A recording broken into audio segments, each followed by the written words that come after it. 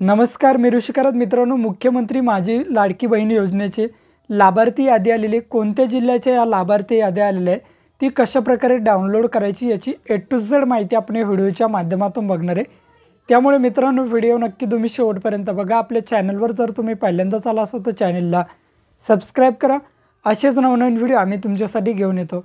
जर तुम्हाला काही विचारायचं असलं तर व्हिडिओला कमेंट करा किंवा व्हिडिओच्या डिस्क्रिप्शन बॉक्समध्ये टेलिग्रामचा ग्रुप दिला आहे त्यावरती तुम्ही अजूनही जॉइन झाला नसाल तर त्यावरती जॉइन व्हा। त्यावरती डायरेक्टली तुम्ही आमच्याशी बोलू शकता किंवा तुमचे प्रश्न आम्हाला विचारू शकता। नक्कीच आमची टीम तुम्हाला त्वरित प्रतिसाद देईल। चला तर या ठिकाणी मुख्यमंत्री माझी लाडकी बहीण योजनेची लाभार्थी यादी कशाप्रकारे डाउनलोड करायची बघूयात। तर सर्वप्रथम मित्रांनो गूगलवरती यायचं आहे आणि गूगलवरती आल्यानंतर तुम्हाला समजा तुमचा जिल्हा असेल तिथे समजा मी एका जिल्ह्याचं डाउनलोड करतो, धुळे कॉर्पोरेशन अशा प्रकारे मी सर्च करतो। तुमच्या जिल्ह्याचं आलं की त्यावरती सुद्धा व्हिडिओ घेऊन येईल।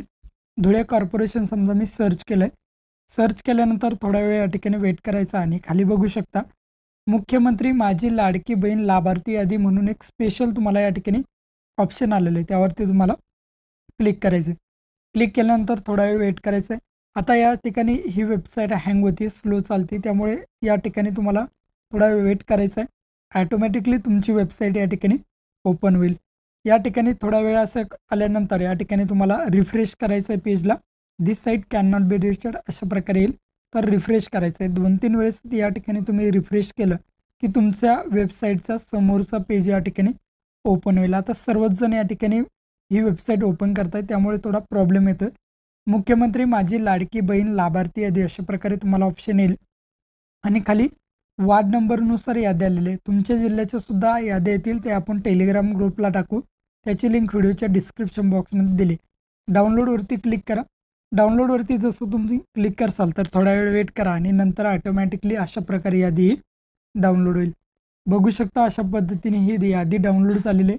तुम्ही तुमच्या जिल्ह्याची सुद्धा अशा पद्धतीने यादी डाउनलोड करू शकता। या ठिकाणी लाभार्थ्याचं नाव, बँक खाते क्रमांक, मोबाईल नंबर, जन्मतारीख, लाभार्थ्याचा Aadhaar number, IFSC code, A to Z माहिती या PDF मध्ये तुम्हाला दिली।